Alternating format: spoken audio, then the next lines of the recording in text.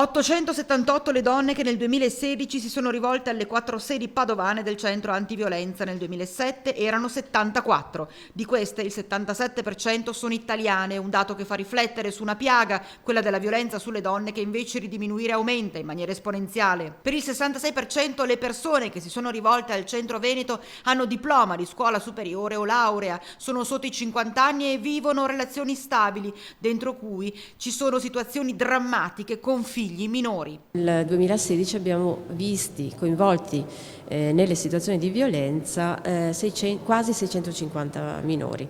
È un numero importante, richiede un'attenzione speciale. Per una donna che decide di uscire dal tunnel della violenza inizia un tortuoso cammino per riappropriarsi della propria vita e oggi più che mai serve l'appoggio delle istituzioni, a cominciare da chi amministra una città e un territorio complesso come quello del Padovano. Abbiamo bisogno di una rete forte e coesa che acquisisca anche dei linguaggi comuni per poter affrontare le situazioni e garantire il più possibile la sicurezza soprattutto.